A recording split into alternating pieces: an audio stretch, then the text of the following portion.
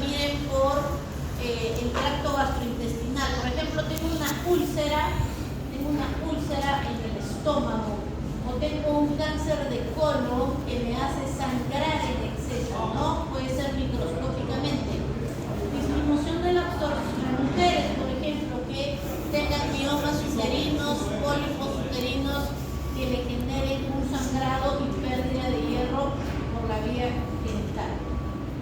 La absorción, por ejemplo, pacientes que no absorban el hierro. Tengo una síndrome de malabsorción porque tengo enfermedad de celiaquía, ¿no? Donde hay pérdida de las microvellosidades intestinales, o porque tengo una enfermedad de Crohn, que es una enfermedad de tipo también autoinmunitaria. Por ejemplo, una cirugía, una deficiencia congénita, ya no, mi problema no está en el intestino, el hierro se absorbe a nivel duodenal. Mi principal problema está en la proteína que transporta el hierro, o sea, en la transferrina. Tengo defectos genéticos de la transferrina, entonces por más que absorbo hierro no la puedo transportar al hígado, a la médula ósea para formar los precursores eritroides. Aumento de las necesidades fisiológicas, anemias fisiológicas en el embarazo durante el crecimiento, donde hay poco aporte de hierro. Estos pacientes van a tener glóbulos rojos pequeñitos, significa que van a tener microcitos. Y como no hay mucho hierro, son pequeños porque tienen poca cantidad de hemoglobina dentro de ese glóbulo rojo. Entonces van a ser glóbulos rojos pequeños e hipocrómicos, porque tienen poca cromía, poca tinción y son pequeñitos. Cuando son pequeñitos se llaman que tienen un volumen corpuscular medio disminuido. Veamos esta imagen. Acá tienen la lámina frotis de lámina periférica de un paciente con anemia microcítica hipocrómica. Vean la hipocromía del glóbulo rojo. Se ve poquita hemoglobina en la periferia y todo el glóbulo en el centro es blanco. Por eso es hipocrómico. Y suelen ser pequeñitos, micro. Ahí van a ver glóbulos rojos chiquitos. Y vemos los glóbulos rojos normales en esta transfusión de sangre que le han hecho a este paciente, donde comparativamente podemos ver los glóbulos rojos con cromía normal, o sea, normocrómicos, ¿ya? Así se debe ver. Hola. Independientemente de la causa de anemia, las anemias pueden ser leves, moderadas o severas. Leves cuando tienen una hemoglobina entre 8 y 9, moderadas entre 7 y 9, y las severas que ya necesitan transfusión sanguínea, las que tienen menos de 7, por ejemplo, anemia de 5, de 4, sea la causa que fuera de la anemia. Hay que hacer transfusiones porque estos pacientes pueden tener infarto cerebral, infarto de miocardio, ¿no? Por la hipoxia tisular. Otro tipo de anemia, que es la causa más frecuente en el mundo mundial, es la anemia por la mala utilización de hierro, también llamada la anemia por enfermedad crónica. Pacientes que tengan diabetes, pacientes que tengan cáncer, pacientes que tengan lupus, pacientes que tengan enfermedades crónicas van a producir este tipo de enfermedades. Es la segunda causa. Principalmente sus glóbulos rojos van a ser de tintura normal, o sea, normocrómicos, y de tamaño normal, normocíticos, la mayoría. Esto se debe a que estos pacientes tienen hierro pero no lo utilizan y lo tienen almacenado en los depósitos, ya sea de la médula ósea o del hígado. En el hígado como hemosiderina, ferritina, y este acúmulo de hierro no utilizado hace que el hígado produzca la epsilina. Esta epsilina bloquea la ferroportina, porque él está informando que los depósitos ya están bien, no necesito más acúmulo de depósito de hierro. Se bloquea la ferroportina, acá tienen un bloqueo, va a impedir el pasaje del hierro hacia la transferrina y luego se va a almacenar acá en el epitelio, de donde va a perderse por la descamación continua que tiene el epitelio del duodeno. Entonces ese es el mecanismo de acción de las anemias por enfermedad crónica. No solamente es por el gran depósito en las enfermedades crónicas, sino también porque hay otras enfermedades enfermedades donde, por ejemplo, hay disminución de la eritropoiesis. Entonces, como no hay eritropoietina, entonces se queda almacenado pues ahí el hierro de depósito. Enfermedades crónicas, donde hay eritropoiesis disminuida. En las enfermedades crónicas, donde se produce mucho interferón y factor de necrosis tumoral, y también enfermedades lúpicas, enfermedades no crónicas, ¿ya? Muy bien, ¿qué más? El hierro se almacena en el hígado, ya lo sabemos, en forma de ferritina. El hierro que no se utiliza para la hematopoiesis queda de depósito en la ferritina y en la hemosiderina, ¿ya? Recordemos que pues en el hígado hay macrófagos, y los macrófagos, las células de Kupffer, almacenan la ferritina también y la hemosiderina, que está dentro también de los hepatocitos. Estos pacientes hemos dicho que tienen un glóbulo rojo de tamaño normal, normocítico, y su tintura es normocrómico. En algunos pacientes puede haber microcitosis, ¿ya? Vean. Una característica de las anemias, no, acá he puesto microcítica, pero hablemos de la ferritina sérica, ¿ya? Cuando la ferritina sérica está normal o elevada, tienes una causa importante, que es las anemias por trastornos crónicos. La ferritina, que nos está diciendo la cantidad de hierro almacenado, está elevada. En cambio, la ferropénica está baja, ¿ya? Entonces, es una forma de hacer diagnóstico diferencial en una anemia microcítica, porque hemos dicho que la minoría de microcíticas pueden ser por trastornos crónicos, sin embargo, la mayoría son normocíticas. Pero una manera de diferenciarlas, si fueran microcíticas, es a través del dosaje de ferritina sérica, ya que en el caso de las anemias por trastornos crónicos están en normal o elevado, ¿ya? La sideremia y la transferrina, debido a que hay un gran acúmulo de ferritina, están disminuidos. No hay transferrina tan elevada como vamos a ver que sí lo va a haber en las ferropénicas. Vean aquí. En la ferropenia tienen un glóbulo rojo pequeñito y tienen una ferritina disminuida, porque ese niño no come carne, porque ese adulto lo pierde por un cáncer de estómago, o por pérdidas gastrointestinales, o porque esa mujer lo pierde con el sangrado del mioma. Entonces, el almacenaje de hierro es bajo y el tamaño del glóbulo rojo es pequeño.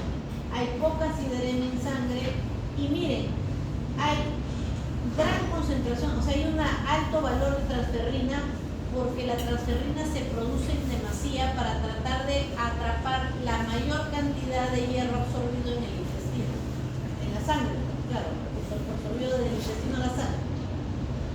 Pero su saturación es baja, ¿por qué? Porque no hay hierro, porque no come, porque lo pierde, etc. Ahora, en la enfermedad crónica, el volumen o el tamaño del glóbulo rojo es normal. La concentración de transferrina es normal o baja. ¿Por qué? Porque no se produce mucha transferrina, ya que hay un buen depósito de hierro. Porque el depósito de hierro está normal o elevado, ¿ya? Y como no se utiliza ese hierro para producir, para que esté de utilización para la formación de glóbulos rojos de manera adecuada, la saturación de transferrina también está baja. Esa es la forma de diferenciar. La anemia megaloblástica, después de la ferropénica y de la enfermedad por la anemia por enfermedad crónica o de mala utilización del hierro, tenemos las megaloblásticas. Son por déficit de vitaminas. Generalmente la vitamina B12, pero principalmente la ácido fólico. Aquí están los mecanismos de absorción de la vitamina B12 gracias a la unión con el factor intrínseco que lo produce la célula parietal boxítica y se va al glio, y en el glio se absorbe. El ácido fólico que va a ir a reabsorberse en el yeyuno, ¿ya? En el yeyuno. ¿Cuáles son las causas de déficit de vitamina B12 o que va a generar anemia megaloblástica? Por ejemplo, que no comas carnes. Las carnes animales tienen gran contenido de vitamina B12, entonces los vegetarianos que antes no se suplementaban con vitamina B12 generaban anemias megaloblásticas. Alteraciones de la absorción, por ejemplo, que tenga una anemia perniciosa que ataca las células parietales boxíticas ende no produce un factor intrínseco y por ende está dificultada la absorción y el transporte de la vitamina B12. Una gastrectomía donde voy a tener menos producción de las células parietales, estados de malabsorción, celiaquía, ¿no? a nivel del ilion distal o enfermedad de Crohn en el ilion distal, que es su principal lugar de instalación, el ilion distal, enfermedad intestinal difusa, las esclerosis con fibrosis pues del tejido conectivo, resección, te operan del ilion porque tienes un traumatismo con objeto punzocortante, bala o un infarto intestinal donde te tuvieron que reseccionar el ilion, o tuviste una tuberculosis que es el principal, la tuberculosis intestinal, su principal lugar de diagnóstico es a nivel del ilion. Infestaciones no bacterianas sino parasitarias, ¿no? El Bifidobacterium que infesta mucho el ilion. Y por ejemplo, para lo que es ácido fólico, descenso de la captación, dieta inadecuada nuevamente, el que no comas pues ácido fólico en las comidas, ¿no? en los legumbres, en el huevo, en la leche, etc. Estados de malabsorción como la celiaquía, la diabetes con sobrecrecimiento bacteriano, la enfermedad de Crohn, enfermedades intestinales anticonvulsivantes y anticonceptivos orales generan deficiencia de ácido fólico. ¿Ya? Aumento de los requerimientos, las embarazadas para la formación y la mitosis de esa célula que se está convirtiendo en mórula, en embrión, entonces hay gran utilización de ácido fólico para la formación de ADN de esa mitosis, ¿no? Que vamos a ver en un momento. Los cánceres diseminados que tienen aumento del requerimiento de ácido fólico, entonces son causas. Otra causa, por ejemplo, es los inhibidores metabólicos de DNA, como por ejemplo el metrotexate. Las pacientes con artritis reumatoide, tratamiento base que da casi todo el mundo es este medicamento que produce déficit de ácido fólico, ¿ya? Alteración de la utilización, entonces todos los tratamientos de las pacientes con artritis reumatoide le dan su metrotexate una vez a la semana más ácido fólico, es el tratamiento. Otras causas de déficit de vitamina B12 ya son síndromes mielodiplásticos y el hipotiroidismo. Muy bien, las anemias mieloblásticas, ¿cómo se van a producir?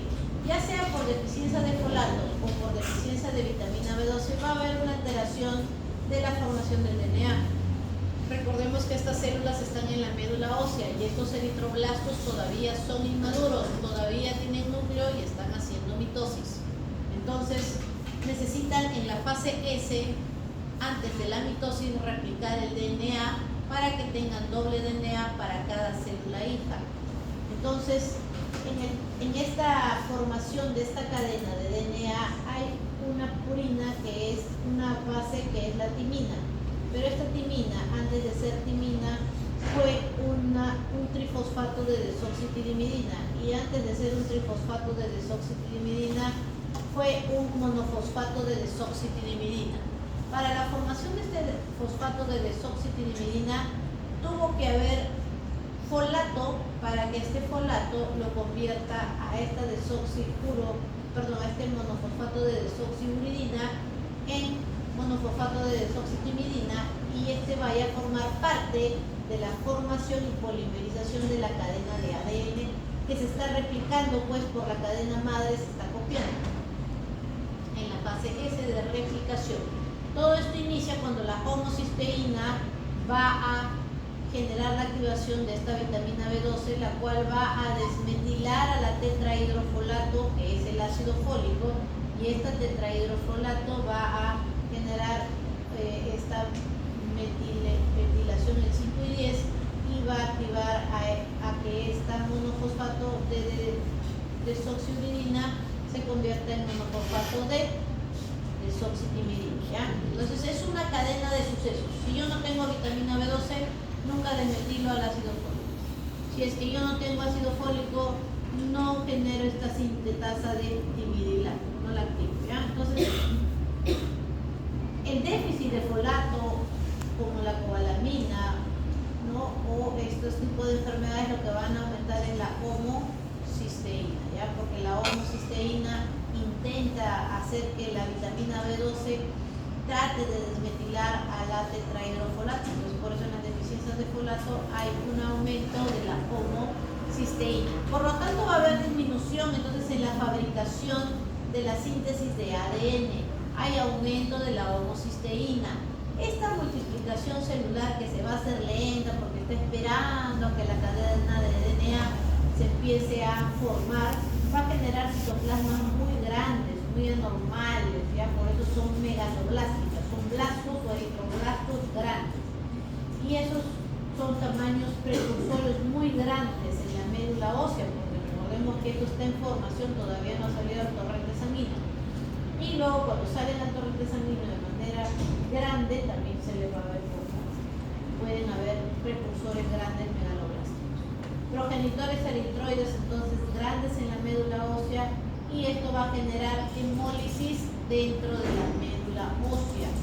Va a haber celularidad aumentada por esos progenitores y puede generar eritropoiesis eficaz. Muy bien, como son grandes, van a tener un volumen corpuscular medio alto, o sea, van a ser macro ovalocitos y van a haber neutrófilos hipersegmentados. Acá pueden ver neutrófilos hipersegmentados en un frotis de lámina periférica. Probablemente pueden tener 4, no 5, pero este probablemente tiene 7. 1, 2, 3, 4, 5, 6, 7. 1, 2, 3, 4, 5, 6, 7, 8, 9. Entonces son unas formas de diagnóstico con lámina periférica. Como va a haber hemólisis, cada vez que la célula se rompe, los glóbulos rojos dentro tienen una enzima que es la lactato deshidrogenasa. Esa HDL enlace hemólisis por la causa que fuera, anemia megaloblástica, drepanocytosis, esferocitosis, no importa la causa por la cual se rompan, si es que hay hemólisis va a haber aumento de HDL y eso implica destrucción de células hematopoyéticas. Ligera elevación de la bilirrubina también por la destrucción del glóbulo rojo, y al haber una gran ocupación de ellos en la médula ósea van a producir disminución de la producción de las otras series como las plaquetas o los glóbulos blancos. Por eso pueden producir pancitopenia, ¿ya?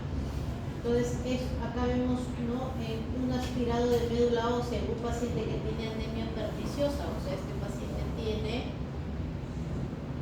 enfermedad autoinmunitaria contra las células parietales u occípicas del estómago. No hay factor intrínseco y por lo tanto no hay transporte de vitamina B12 para su absorción en el ilio. Entonces va a haber déficit de vitamina B12, no va a haber desmetilación del tetrahidrofolato y dificultad para la formación de las cadenas de ADN que necesitan necesitan replicación antes de la mitosis, ¿ya? Otro tipo de anemias son las anemias, ya no por ejemplo, la megaloblástica es una anemia hemolítica por algún déficit de la vitamina. Hay anemias hemolíticas congénitas por alteraciones de mutación de proteínas o mutaciones o alteraciones genéticas, ¿ya? Dentro de ellas están las anomalías por defectos de membrana y por defectos de la hemoglobina, ¿ya? Vamos a ver solamente la 1 y la 3, que son las más frecuentes. Defectos de membrana. El glóbulo rojo tiene esta membrana. Esta membrana es importante para el glóbulo rojo porque la mantiene compacta y le da la forma bicóncava que tiene el glóbulo rojo. El glóbulo rojo tridimensionalmente no tiene la forma de un balón de fútbol ni de una pelota de ping-pong. Es como un sándwich, así aplastado en el medio. Entonces, esa forma tridimensional es gracias a estas proteínas de anclaje de la membrana y del citoplasma. Esta membrana que está formada por lípidos impide, pues recuerden que los fosfolípidos repelen al agua, entonces no permiten que el agua ingrese en la célula, porque si los lípidos o los fosfolípidos estarían separados, generarían agujeros por donde podría entrar el agua a esa célula. Y recuerden que el medio extracelular en el plasma tiene un sodio de 140 miliequivalentes, en tanto que un intracelular solamente tiene 10, 14 miliequivalentes. Por lo tanto, si la membrana no no es compacta, por esos agujeros de la membrana tiene que haber ingreso de agua por ósmosis. Muy bien, la membrana es importante y el citoesqueleto también, porque las membranas se unen al citoesqueleto y le dan esa forma al glóbulo rojo que le permiten deformarse una y otra y otra y otra, porque ese mismo glóbulo rojo que nace en el día 1 y va al torrente, tiene que pasar por la aorta, pasar por la carótida, llegar hasta el capilar del cerebro, regresar por las venas, otra vez vuelve a bajar, se va a ir por el pulmón, el riñón, por los capilares, por los glomérulos capilares peritubular, va a regresar por la circulación venosa y así va a transcurrir 120 días y va a ir dejando oxígeno, y va a ir dejando oxígeno, y va a ir dejando oxígeno y cada vez va a tener menos oxígeno y cada vez que pase por los capilares se tiene que deformar una y otra y otra y otra vez.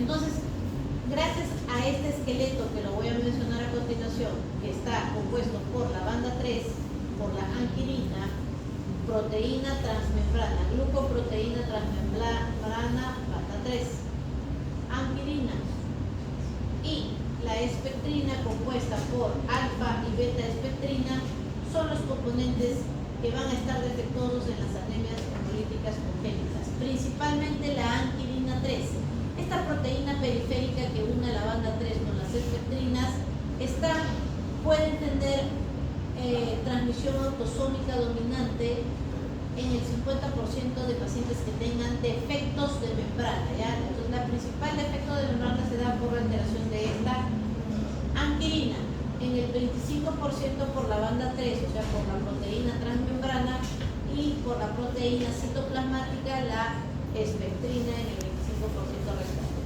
Esto de aquí, al no encontrarse bien anclado a la membrana de capa, va a haber pérdida de fosfolípidos, aumento de la permeabilidad al sodio y el agua, va a terminar dando esta forma esférica y más pequeña, o sea, va a dar un microesferocito que cuando llegue a los sinusoides del vaso no va a poder atravesarlos, va a haber un atrapamiento esplénico con fagocitosis extravascular, o sea, en el torrente sanguíneo y dentro de la luz de los vasos no se va a hemolizar, se va a fagocitar y va a generar hemólisis en los macrófagos del vaso, ¿ya?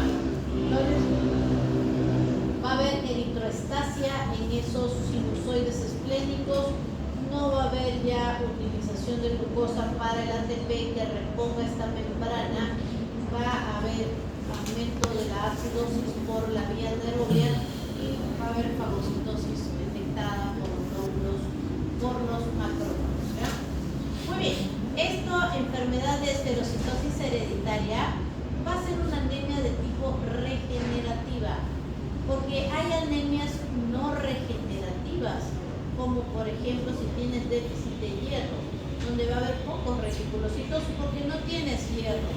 Pero por ejemplo, en una enfermedad hereditaria como la esferocitosis, si tu médula ósea no está enferma, tu médula ósea no tiene un cáncer, tu médula ósea no tiene poco hierro porque tienes anemia ferropénica, no hay eritropoyesis ineficaz, ¿no? Entonces la médula ósea está sana en estos niños. Por eso es que al detectar hipoxia, al ver anemia, va a haber una alta producción de reticulocitos. Normalmente en valores absolutos deberíamos tener hasta entre 40 y 90, ¿no? De glóbulos que equivalen al 1% aproximadamente de todos los 4 a 5 millones de glóbulos rojos. En estos pacientes los reticulocitos van a estar elevados, 10%, 11%, que no es lo normal. Entonces hay una reticulocitosis que responde a la ruptura rápida de estos hemólisis esplénicas, ¿ya? Va a haber lactato deshidrogenasa elevada por la destrucción y hemólisis del glóbulo rojo y bilirrubina elevada por la hemólisis, ¿no? Va a haber entonces hemólisis en esta enfermedad. Acá hay que encerrar defecto de membrana, ¿ya? Defecto de membrana para la esferocitosis hereditaria, que también las hemoglobinopatías que vamos a dar respuesta. Entonces hay HDL elevada, incremento de reticulocitos como diagnóstico, y en la sangre periférica se observar estos esferocitos que ya perdieron su forma. Estos todavía no lo han perdido y una característica es la cromía. Estos que están enfermos son todavía grandes, tienen una cromía baja, pero vean, estos están altamente crómicos. Y eso es porque la concentración de la hemoglobina está alta porque el volumen se ha reducido. Y al ser un volumen más pequeño, la misma cantidad de hemoglobina lo hace ver más rojo, pero no es que sea un glóbulo rojo que él tenga muchísima cantidad de hemoglobinas. Es que al disminuir su volumen hace que se vea más crónico. Entonces, por eso dice que una característica diagnóstica de la esferocitosis hereditaria es el aumento de la concentración de hemoglobina corpuscular media, ¿ya? O sea, el porcentaje, si acá el porcentaje es del 33%, acá es del 100%, la concentración de hemoglobina corpuscular media. Entonces, es una característica de esta enfermedad, dado que no existe trastorno en la formación de la hemoglobina, esta concentración está aumentada por la pérdida de la membrana. Entonces, el volumen corpuscular o el tamaño del glóbulo rojo puede estar normal o estar disminuido y generar microesferocitos. La prueba de hemólisis es una prueba de laboratorio, ponen el glóbulo rojo en un medio hipoosmolar y como esté en un medio hiperosmolar, entonces él va a estar más hiperosmolar y le va a ingresar agua y va a haber una lisis osmótica. Esta hemólisis osmótica se previene administrando glucosa. La glucosa ayuda a que trate de, a través del ATP, generar más proteínas de membrana o transportar proteínas de membrana para tratar de evitar esta hemólisis, ¿ya? Muy bien, eso es con respecto a la esferocitosis. Es una anemia regenerativa con HDL y bilirrubina elevadas. Va a haber aumento de la concentración de hemoglobina corpuscular media y los microesferocitos. Por si acaso, los esferocitos no son patognomónicos. Hay esferocitosis hereditaria. Entonces, el diagnóstico es porque veo esferocitos. No porque hay otras enfermedades como las anemias hemolíticas de tipo autoinmunitarias, donde también va a haber hemólisis, autoinmunidad, como dice acá, y eso va a generar esferocitos. Las anemias por defecto de la hemoglobina, ya no de la membrana, sino que su problema genético está en la producción de las cadenas de hemoglobina. Existen las talasemias, ¿ya? En las talasemias hay un problema de la producción, ya sea de las cadenas alfa o de las cadenas beta, la principal. Entonces, recordemos que la principal hemoglobina es la hemoglobina que tiene los tetrámeros 2 alfa y 2 beta, que es la hemoglobina del adulto, y tenemos otras hemoglobinas circulantes dentro del glóbulo rojo, que son las 2 alfa, 2 delta y 2 alfa y 2 gamma, que es la fetal y que es la que menos utilizamos, ¿ya? Vean, la producción de las cadenas alfa, estos genes están codificados en el cromosoma 16, ¿no? Los genes de la cadena alfa se encuentran en 2 cromosomas. Acá tenemos las cadenas alfa. Y el resto de cadenas que dan la combinación de todas las hemoglobinas que pueden existir en el ser humano están codificados por el cromosoma 11. Las cadenas beta, las alfa, las delta, las gamma y las épsilon. Veamos. Las que ya no tenemos en circulación nosotros o que no deberíamos tener son las embrionarias, formadas, por ejemplo, por la combinación de estas cadenas, ¿no? Por ejemplo, alfa 2 con épsilon, ¿no? Entonces, alfa 2 con épsilon.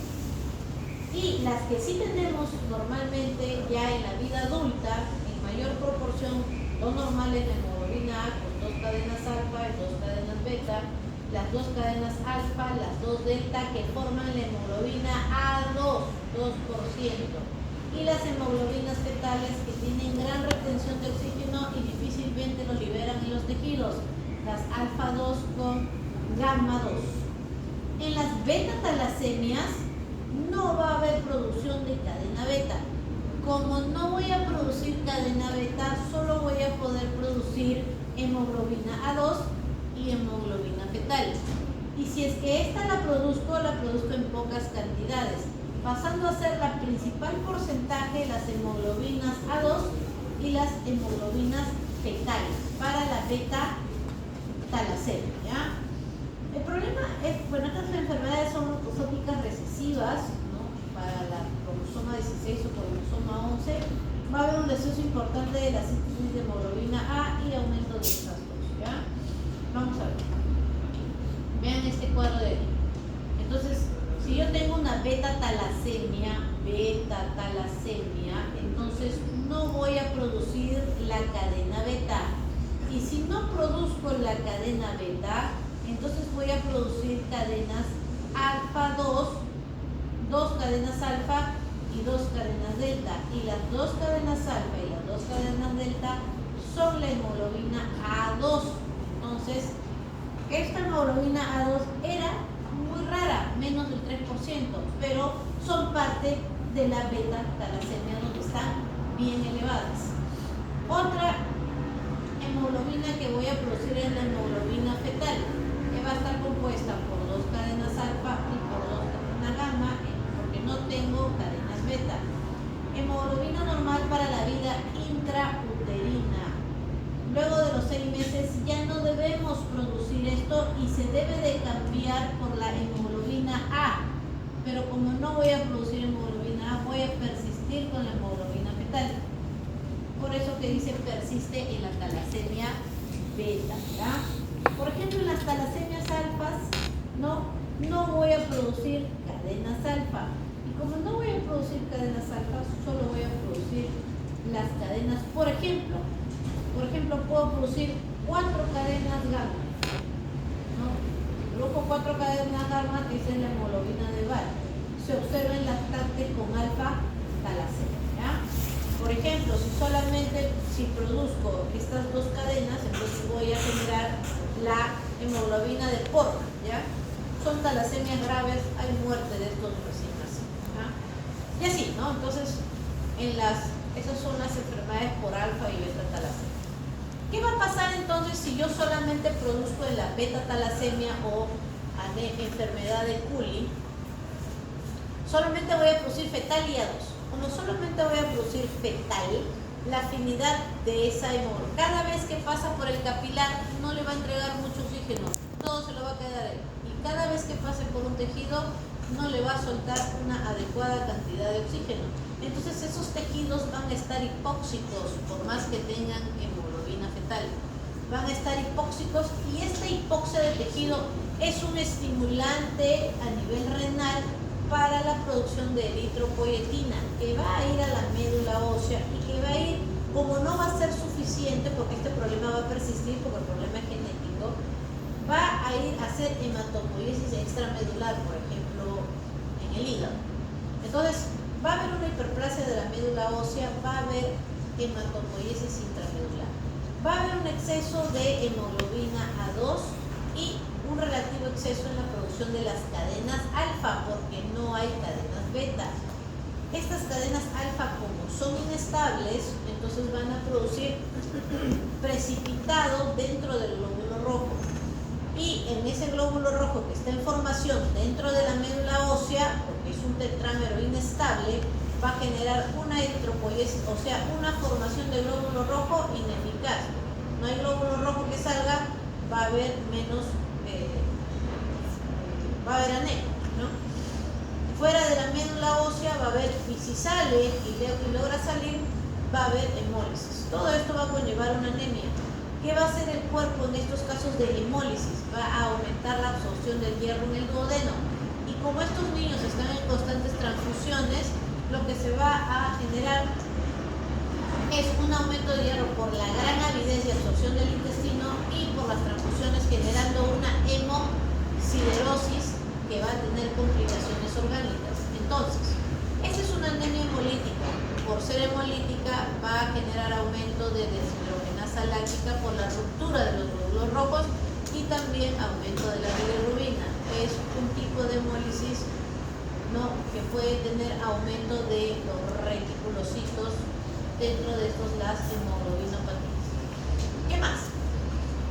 Va a haber hemólisis congénita grave. Estas, en la electroforesis es un estudio de laboratorio que va a medir la cantidad de las proteínas en las que tú estás interesado. Para este caso, para esta enfermedad lo que vas a pedir es electroforesis de las hemoglobinas y ahí te van a precipitar las hemoglobinas y te lo van a imprimir y te van a dar el resultado que se obtiene en el laboratorio con electroforesis. Entonces van a encontrar un descenso de la hemoglobina con aumento de la A2 y la fetal.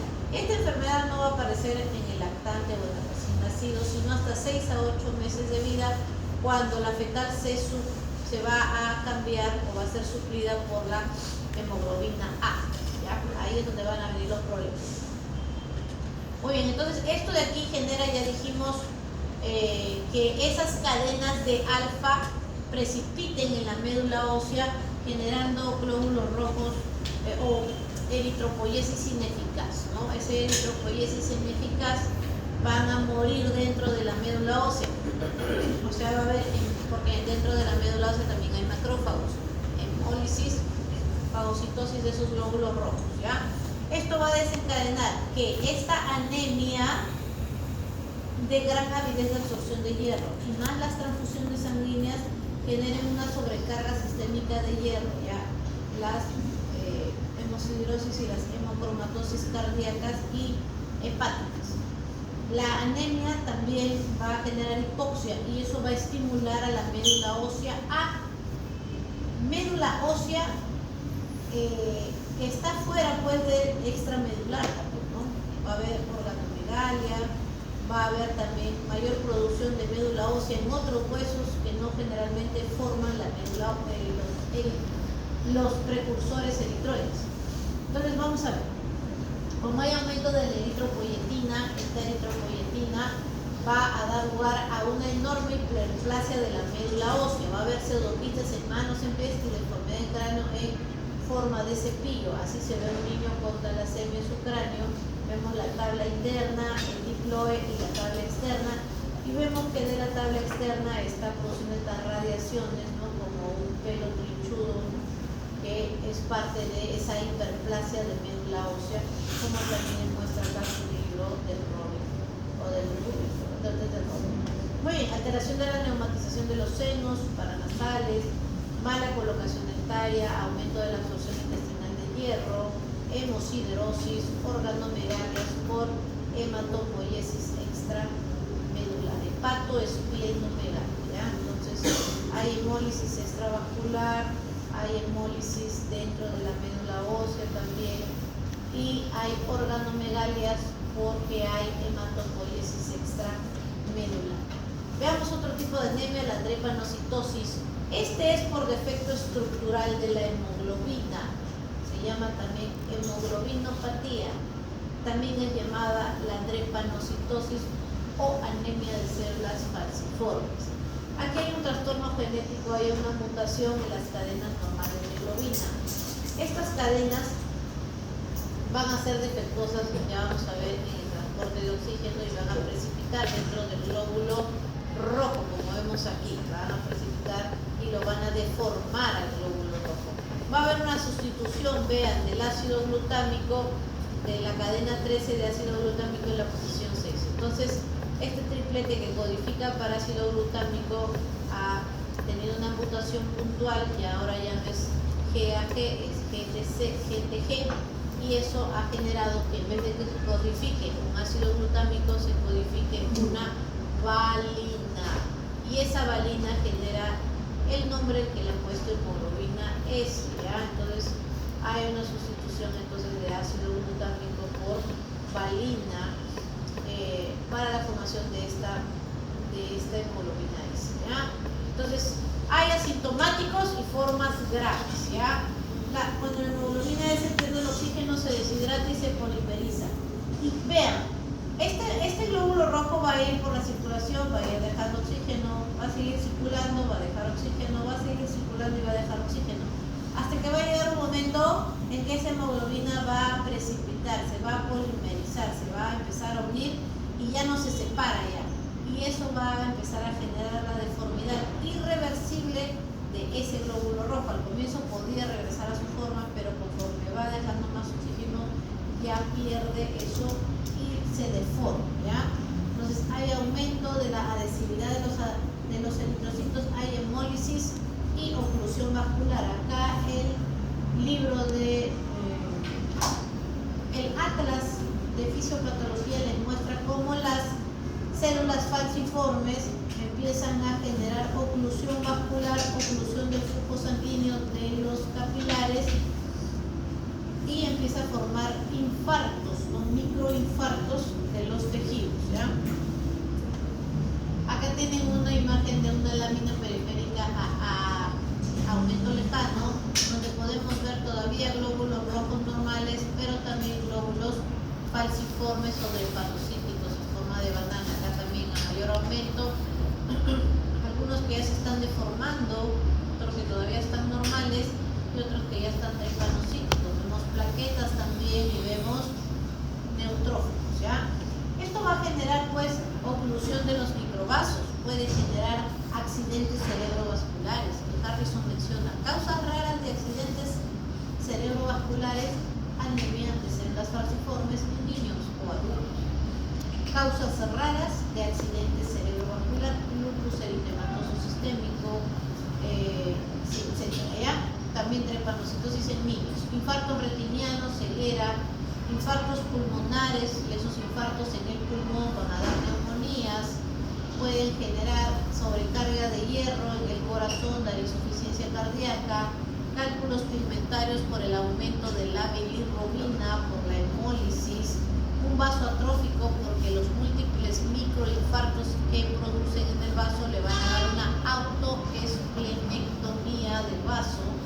Pueden haber infartos óseos como las necrosis avasculares de la cabeza del fémur o infartos que luego se complican con osteomielitis. Infartos a nivel de la vasculatura de la piel generando úlceras cutáneas. Y va a haber isquemia. Entonces este eritrocito que es bicóncavo empieza a dejar oxígeno, luego se polimeriza esta hemoglobina S, lo deforma, puede volver a su forma normal hasta que en ciclos repetidos de desoxigenación genera un falciforme irreversible, se van acumulando en la microcirculación, activan trombos por obstrucción de flujo y los infartos ya mencionados. Riñón, huesos, cerebro, pulmón, piel, autoesplenectomías. Acá el Robin de patología les muestra una pieza de un vaso chiquito, ¿no? Con microinfartos en distintas zonas del órgano y la oclusión microscópica de los vasos por estos esferoides de células falciformes, ¿ya? Conclusiones. Los glóbulos rojos tienen una forma, es bicóncava y el volumen se mide en femtolitros. Si tiene menos de 80 femtolitros, diré que es un microcito. Si mide más de 100 femtolitros, que te lo va a traer el laboratorio, diré que es un macrooválocito o un macrocito. El hierro, entonces acá tenemos, por ejemplo, volumen corpuscular de 80 a 100 femtolitros, macrocítico, pues este tendrá 110, 120. Este tendrá microcítico 70, 50. Anemia microcítica, anemia macrocítica. Por el porcentaje de hemoglobina concentrada, que va de 33 más menos 3, o también lo llaman en 32 a 36 gramos por decilitro. Yo lo hablo en porcentaje. La concentración es la cantidad porcentual, ¿no? Si supera los 36, entonces tiene 45, tiene gran cantidad de concentración de hemoglobina, característico en la esferocitosis hereditaria, hipercrómico, hipocrómico, por ejemplo, en las anemias ferropénicas o raramente en las anemias crónicas, porque la mayoría de las anemias crónicas son normocíticas y normocrónicas. La hemoglobina corpuscular media no es porcentual, va en la medida real de la hemoglobina dentro del glóbulo rojo de 27 a 33 picogramos. Hipercrómicas cuando hay más de 33 picogramos, hipocrómicas, anemia ferropénica, por ejemplo, 22 hipocrómicas. Los valores normales, el hierro sérico o la sideremia va de 40 a 150, Por ejemplo, dijimos que habían estados de hemosiderosis como en las esclerocitosis hereditaria, en las beta-talasemias, ¿no? En las beta-talasemias pueden tener hemosiderosis a menos de más de 150. La transferrina, que es la proteína que puede transportar el hierro. Por ejemplo, en las anemias microcíticas la transferrina está muy elevada, ¿no? En la ferropénica está muy elevada, o sea, tiene más de 290 de transferrina. En cambio, en las de anemia por enfermedad crónica puede estar entre 170 y 290, o más bien está disminuida porque hay una buena cantidad de hierro o de ferritina sérica que está normal o elevada. Pero la saturación es baja en las dos.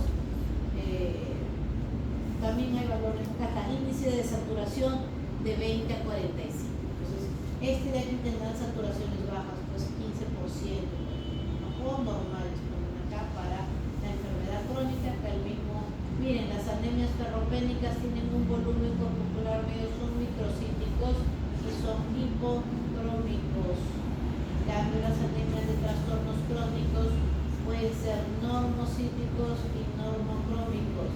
El hierro en la ferropénica está disminuida y en la de trastornos crónicos más bien está normal o elevada.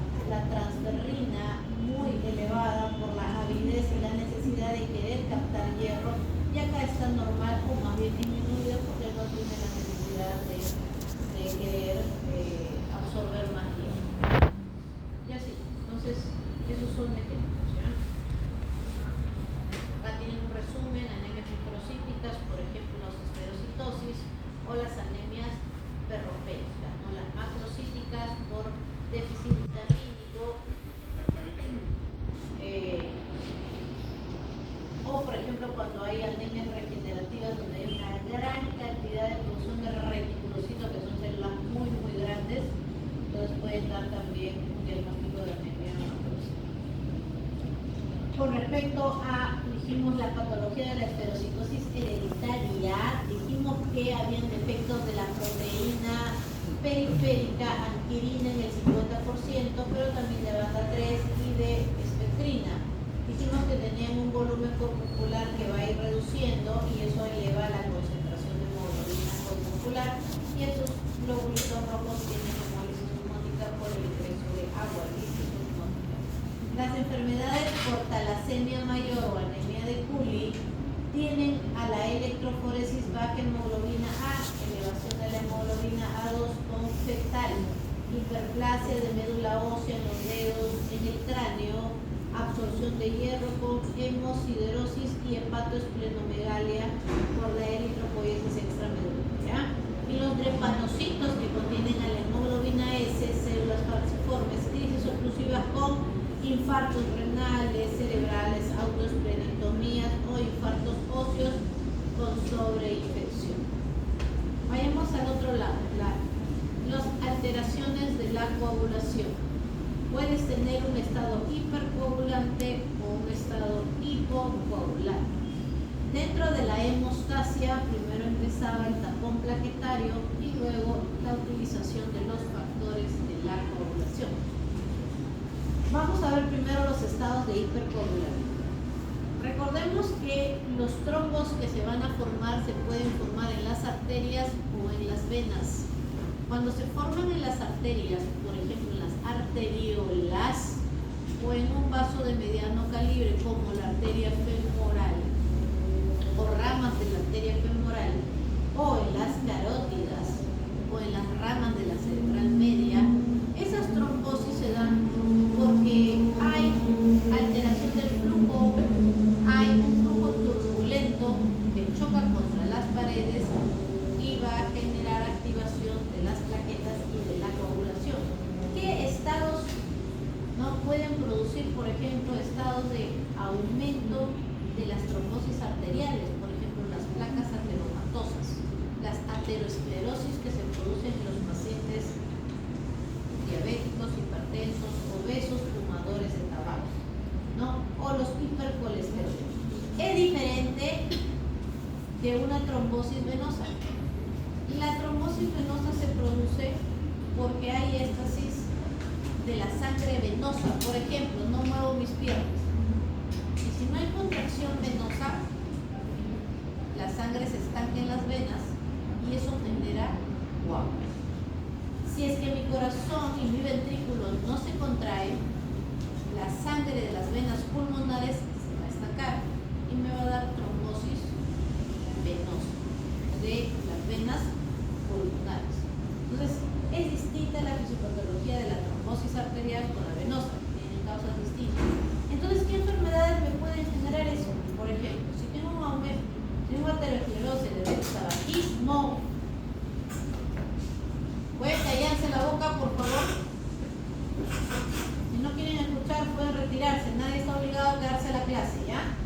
Son libres e independientes desde que San Martín nos liberó en la independencia. Muy bien. Incremento de la función plaquetaria. Cállense la boca, por favor. Me interrumpo. Yo no me pongo acá, me da la gana de simplemente darle una diapositiva. He tenido que prepararla, he tenido que... No, para que tú vengas y estés conversando. Entonces vete, pues, no vengas. Quédate en tu casa y quédate en tu casa. Sé tú mismo, tu propio docente, no lo sé. Hace rato están hablando. Te puedo entender un minuto, un segundo, pero no ya como 10 diapositivas que estoy hablando, sigues hablando. Me saca de mi casilla. Qué falta de respeto. Muy bien. Incremento de la función plaquetaria. Entonces, estos estados van a aumentar las trombocitosis dentro de los vasos, ¿ya?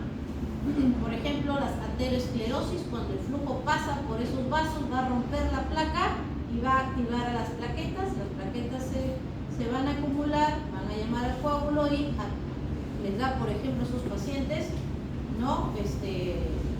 Obstrucción de la femoral y luego terminan con amputación del pie por hipoxia del tejido del miembro inferior, ¿no?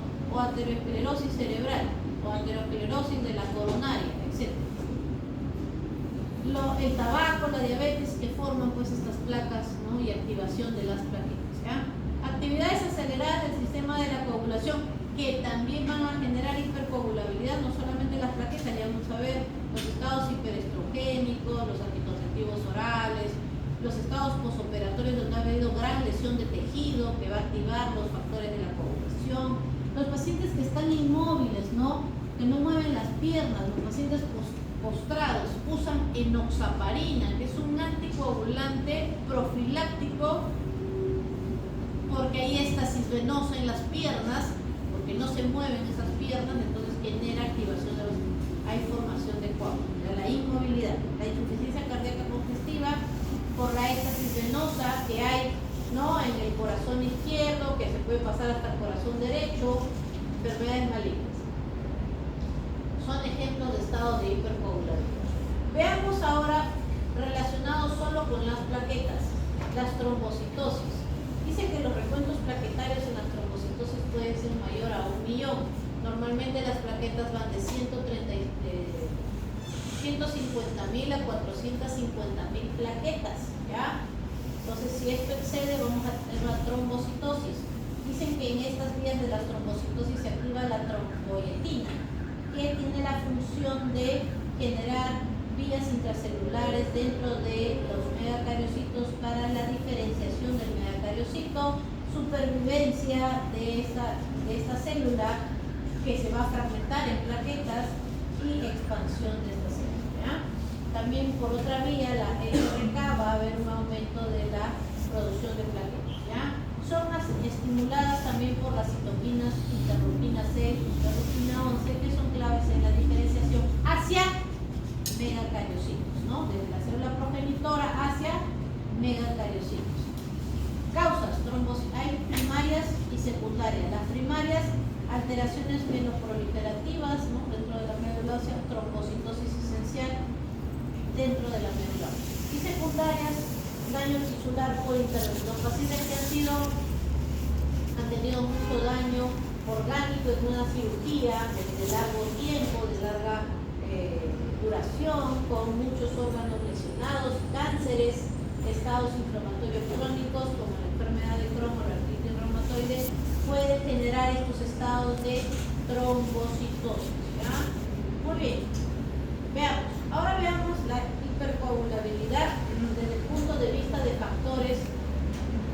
ejemplo, de alteraciones de la mutaciones de factores, por ejemplo, de coagulación. Tenemos acá mutación del factor 5, o también llamado de Leigh, ¿ya? Cuando está mutado este factor 5, es resistente a la destrucción o a la proteólisis por la proteína C. Recordemos que había proteínas que ya detenían el proceso de coagulación, porque la coagulabilidad empieza y tiene que terminar. Y termina, por ejemplo, con la activación de la proteína C. Pero este factor 5 que está mutado tiene un residuo de aminoácidos que va a generar esa resistencia hacia esa proteólisis, ¿ya? Es una causa dentro de las raras y genéticas, ¿no? La más frecuente es la mutación del factor 5, mutación G169, ¿no? Del factor 5 de Leigh. Y hay otras mutaciones de la proteína, por ejemplo, infrecuentes ya. Imagínate que tengas deficiencia de la proteína C o deficiencia de la proteína S o de la antitrombina 3, ¿ya? Entonces, son primarios, y los primarios hay frecuentes que son raros, los infrecuentes que son más raros y los muy infrecuentes, ¿ya? Que ni siquiera vale la pena mencionarlos.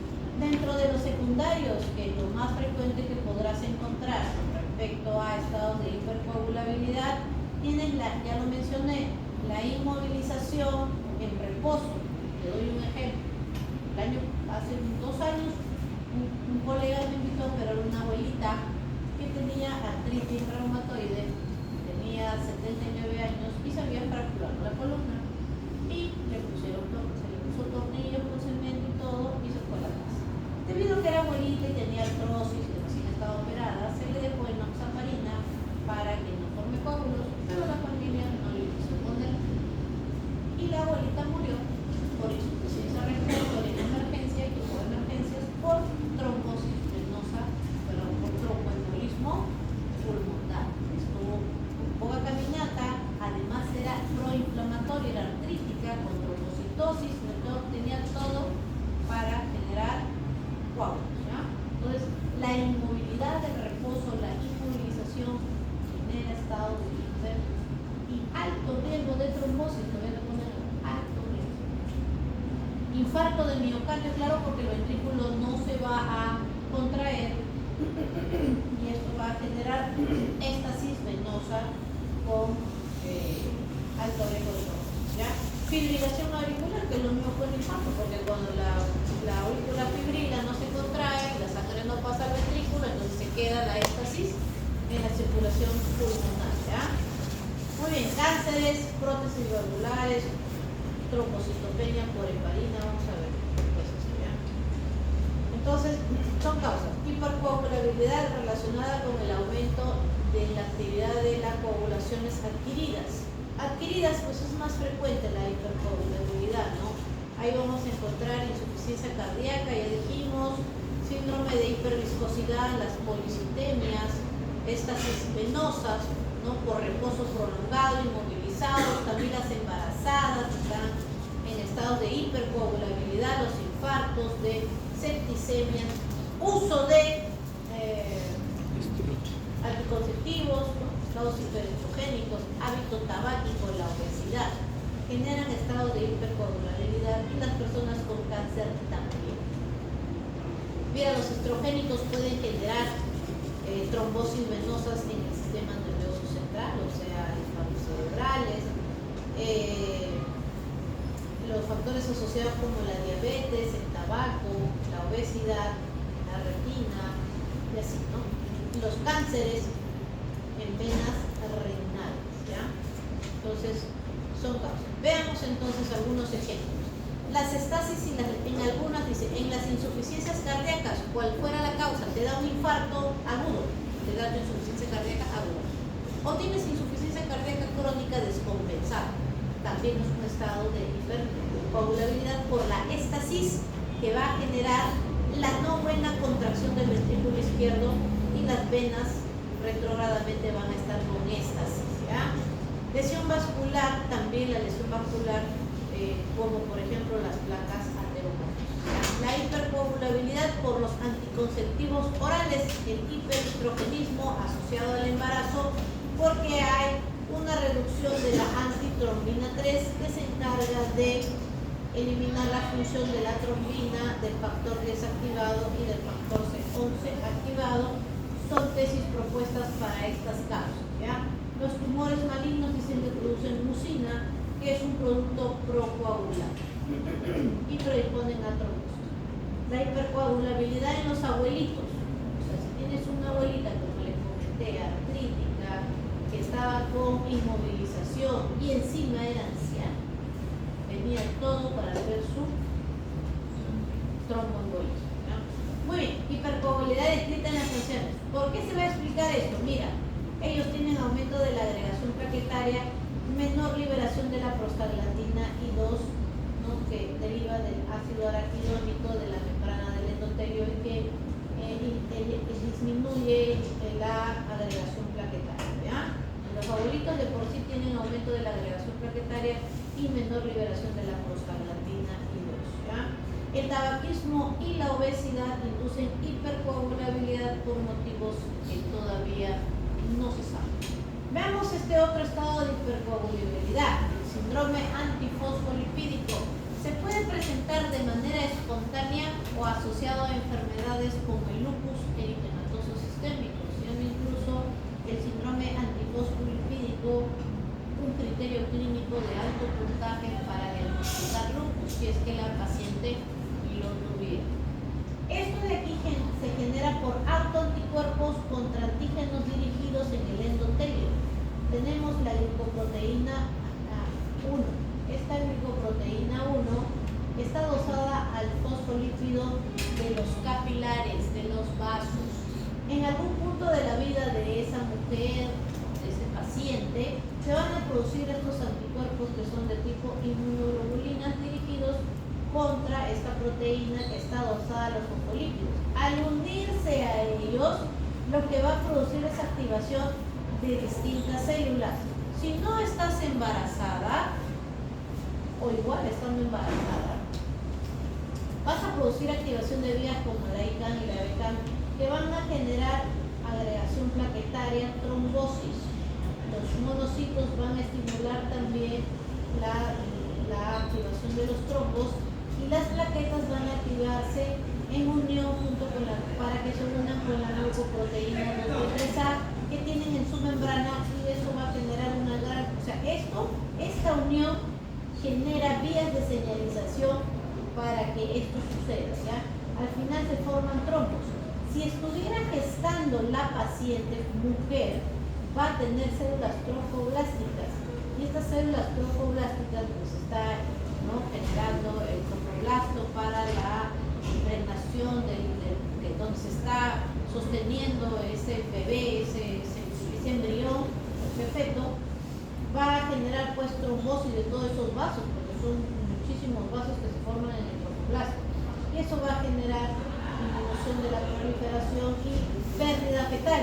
O sea, los pacientes con síndrome antifosfolipídico tienen abortos a repetición. Entonces, estos anticuerpos van a interferir con la cascada de coagulación, van a llevar a un estado de hipercoagulabilidad, se unen directamente a la superficie del endotelio, hay secreción de citoquinas, hay secreción de plaquetas, van a dirigirse contra estos fosfolípidos de membrana, ¿ya? Es probable que otros factores desencadenen esta enfermedad, no necesariamente enfermedades autoinmunitarias, sí traumatismos vasculares o presencia de una infección, por ejemplo una sepsis, te puede dar síndrome antifosfolipídico. Estos anticuerpos se van a unir a proteínas, ¿no?, que están en los fosfolípidos, especialmente la glucoproteína 1, que está presente en la superficie de las células del endotelio humano y también de las células trofoblásticas, ¿ya?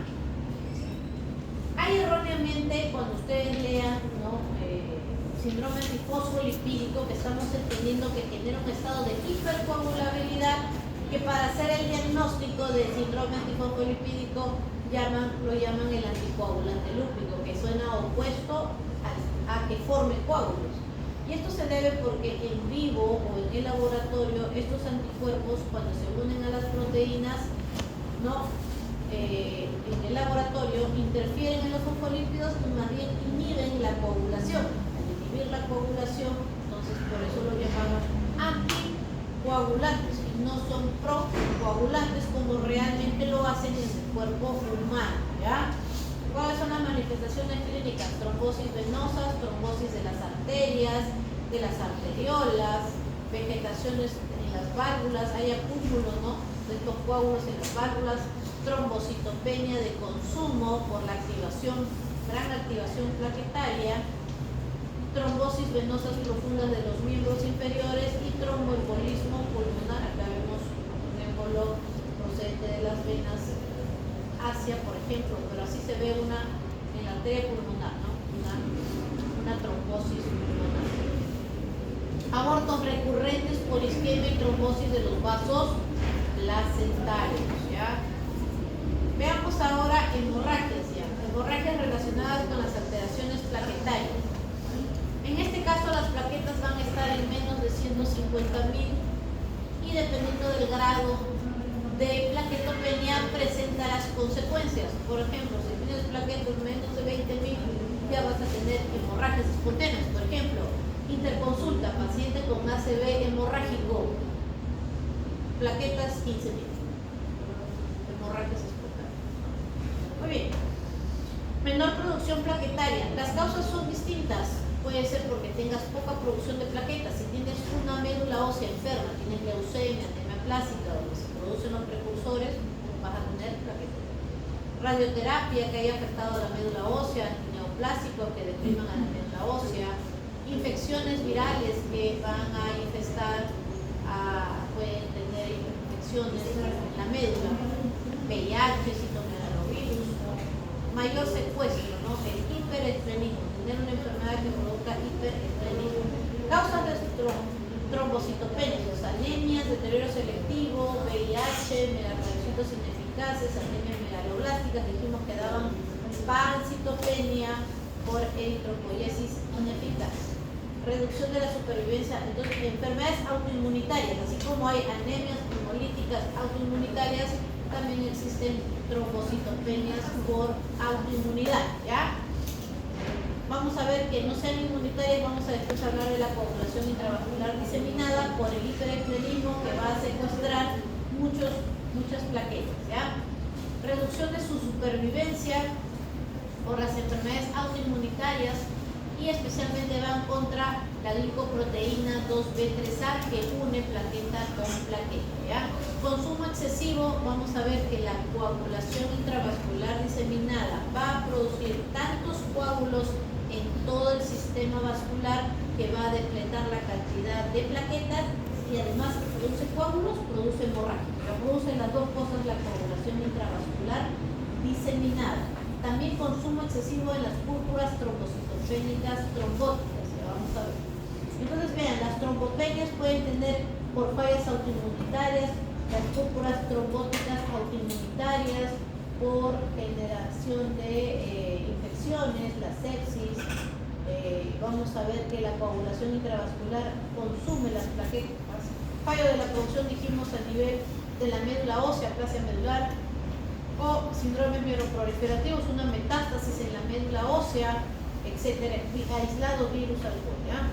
Entonces, veamos, trombocitopenia también inducida por medicamentos, especialmente la heparina, ¿ya?, la más estudiada, pero hay otros como el acetilsalicílico, la torvastatina, los antibióticos. Acá tienen todos los medicamentos que les muestra el foro de fisiopatología que interfieren ya sea en la producción o la función de las plaquetas.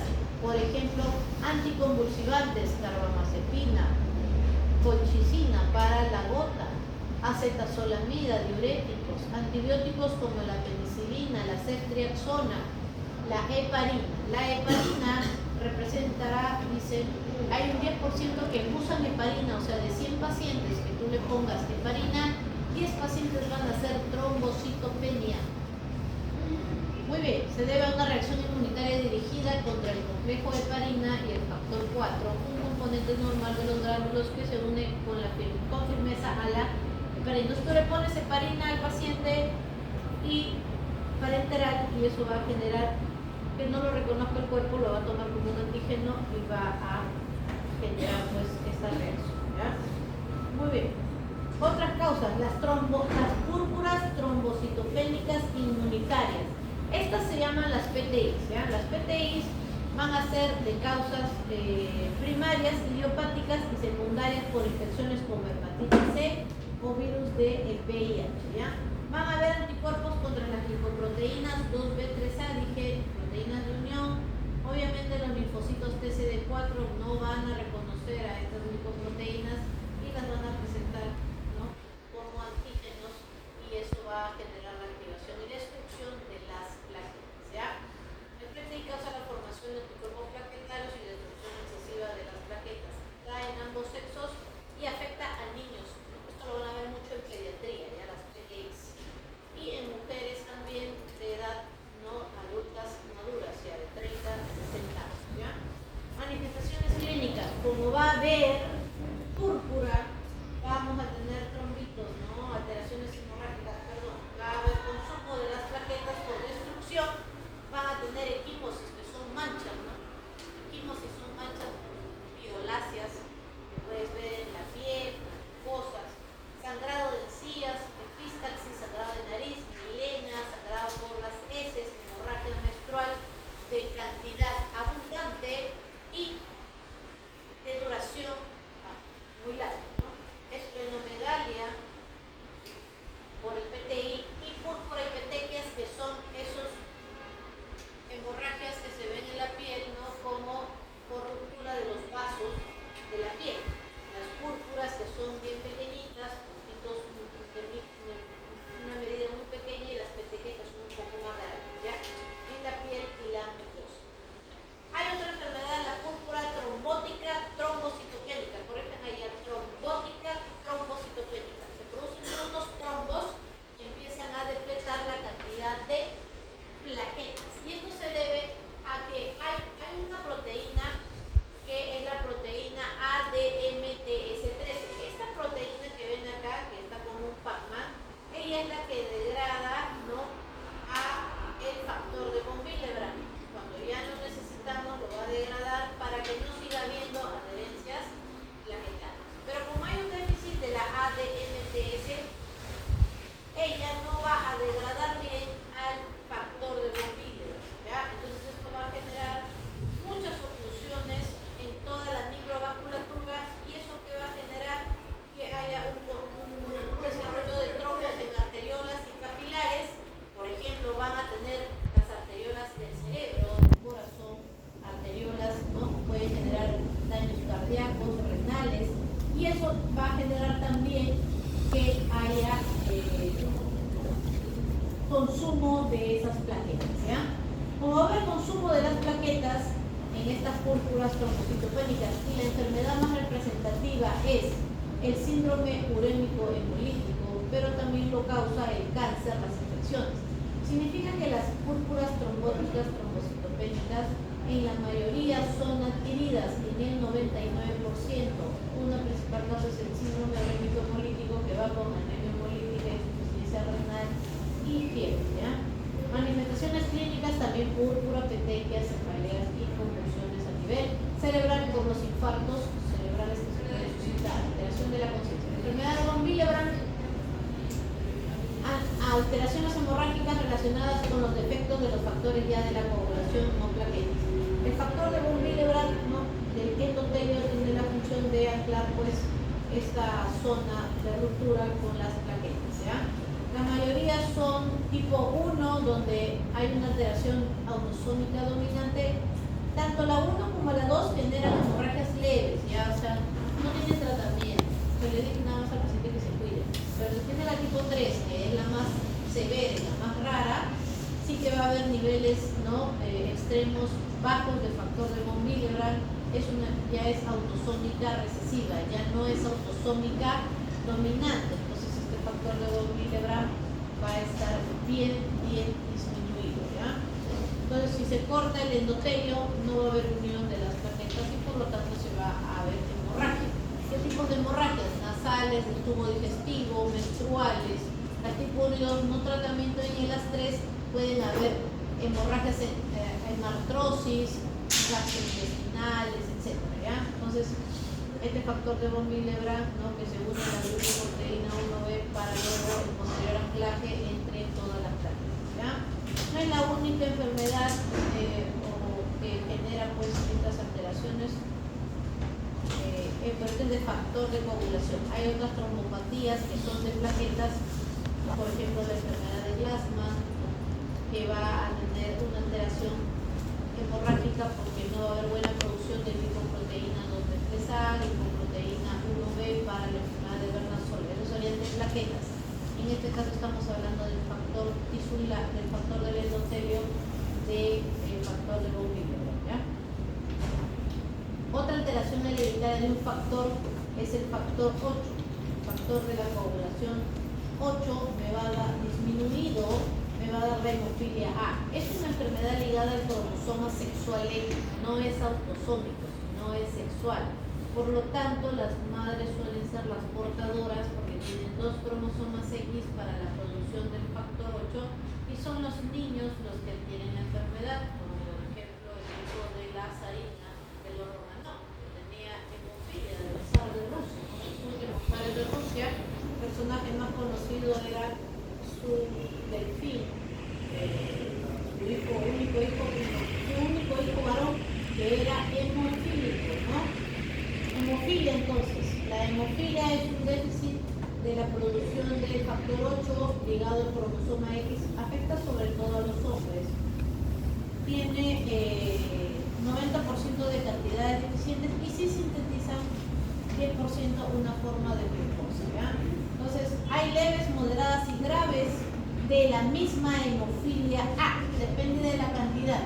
Si es que trabaja menos del 1% el factor 8, entonces es grave, porque va a tener hemartrosis, sangrados espontáneos, hemofilia, etc. ¿Ya? Leve, moderada, y la leve, por ejemplo, si es que hay una actividad de 60-30%. Vean, hay distintos tipos de hemofilias. La hemofilia A, que son el 80% debido a factor 8. Si tengo déficit del factor 9, que también está ligada al cromosoma X, son el 20%. Y la que no está ligada al cromosoma X, sino es autosómico recesivo, menos del 1% el factor 11 de la coagulación. ¿Ya? Son los distintos tipos de etiologías de los factores de la coagulación. Y vamos a ver ahora alteraciones sobre la coagulación intravascular diseminada. ¿Ya? Esta es una enfermedad paradójica, puesto que va a haber, como les dije, una coagulación, un aumento de la oclusión de los vasos con hemorragia dentro de los vasos también. Esto va a ser suscitado por distintos tipos de enfermedades como lo que vemos acá. Son pacientes que usualmente van a estar en cuidados intensivos o tienen enfermedades de alta gravedad, complicaciones obstétricas, hemorragias uterinas, neoplasias malignas, traumatismos, ¿no?, en algún órgano, operaciones de algún órgano, grandes quemados, lesión de la célula del endotelio, por ejemplo, en pacientes que tengan sepsis generalizada con bacterias en el torrente sanguíneo, depósitos de inmunocomplejo, lupus, quemaduras, hipoxia, acidosis vasculitis. Va a haber expresión del factor tisular. ¿Se acuerdan que cuando estudiábamos aquí la vía extrínseca y había un traumatismo, liberación del factor tisular? ¿Ya? Hay activación del factor 12, ¿no? Entonces también va a haber activación de la vía intrínseca, va a haber activación de las dos vías, la vía extrínseca y la vía intrínseca, y activación de las plaquetas. Todo esto va a generar coagulación intravascular, consumo de los factores de la coagulación también, y hemorragias, ¿ya? Va a haber oclusión microvascular, lesión ística, isquemia de los tejidos, insuficiencia renal, insuficiencia hepática por los infartos de esos órganos, ¿ya? Se inhibe la agregación plaquetaria y todo esto continúa el círculo de hemorragia. Muy bien, entonces destrucción de los tejidos, septicemia, lesión endotelial, liberación del factor tisular, va a haber agregación plaquetaria y miren, van a haber microtrombos. A menudo están en las arteriolas de los riñones, de las glándulas suprarrenales, en el cerebro y el corazón. Pueden afectar cualquier órgano, ¿ya? Va a haber oclusión vascular, va a haber también daño tisular por infarto, consumo de factores de coagulación y de las plaquetas, que van a terminar degenerando en hemorragia. Va a haber fibrinolisis, proteólisis, que continúa por activación de la plasmina de esta hemorragia. Entonces hay trombos y hemorragias, ¿ya? Las dos cosas a la vez. La patogenia, entonces va a haber una activación de la vía extrínseca, como en los traumatismos, en las septicemias, una activación de la vía intrínseca, como en las infecciones, los mecanismos autoinmunitarios, etcétera, etcétera. Entonces, padecimientos obstétricos, cáncer, infecciones, shock, cirugías, quemaduras, traumatismos, etcétera, para la coagulación intravascular diseminada, conformación de trombos y diatesis hemorrágica, ¿ya?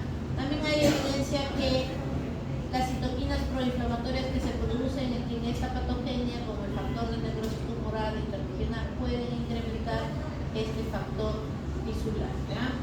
Entonces ahí tienen corte de un glomérulo, dice que colorea de púrpura y por medio demuestra numerosos microtrombos en la coagulación intravascular diseminada, por ejemplo en estos capilares de este glomérulo, ¿ya? Muy bien, manifestaciones, dice, hay cuadro agudo, pero obviamente va a haber sangrado, shock, va a haber insuficiencia de los tejidos, ¿no? Del hígado, del riñón, insuficiencia renal, etc. Puntuación sospechosa de coagulación intravascular. Mira, si tienes una puntuación más de 5 te puede sugerir esa enfermedad, ¿ya? Si tienes consumo de plaquetas menos de 50.000, 2 puntos. Si tienes fibrinógeno consumido menos de 1 punto. Tiempo de protrombina, que es un examen de laboratorio que va a evaluar los factores de la coagulación. Si está elevado, más de 6 segundos, 2 puntos. Aumento del número de que es un producto de los coágulos, ya que se liberan de los coágulos, aumento importante más de 2 puntos. Muy bien. Veamos entonces, finalmente, pruebas de hemostasis en las diatesis hemorrágicas. Por ejemplo, si tuvieras hemofilia A, el tipo de protrombina, por ejemplo, va a medir los factores de la coagulación 1, 2, 5, 7 y 10. Pero como en la hemofilia A el problema es el factor 8, el tiempo de protrombina va a ser normal, porque el tiempo de protrombina en laboratorio mide a estos factores de la coagulación, ¿ya? En cambio, la tromboplastina parcial activada va a medir la vía intrínseca y la vía común, y dentro de la vía intrínseca mide al factor 8. Por eso es que en la hemofilia A el tipo de tromboplastina parcial activado es anormal para tu diagnóstico laboratorial, ¿no? Asociado a la clínica que pueda presentar ese paciente, ¿ya? Muy bien, entonces y así pueden ir ustedes, igual para la hemofilia B. Enfermedad de von Willebrand es una enfermedad donde el problema está en este factor del endotelio, ¿no? Entonces no hay afectación en este caso del tipo de protrombina que evalúa los factores 1, etcétera, ¿no? Además, este tipo de tromboplastina parcial activado, ¿no? Que va a iniciar la vía intrínseca de la coagulación, sí se va a ver activado para este tipo de tromboplastina, ¿ya? Y así pueden ir dilucidando cada uno. Y si tienes déficit de vitamina K, vas a tener déficit pues, de los factores, ¿no? De 2, 7, 9 y 10, que comprenden a la protrombina y el tipo de tromboplastina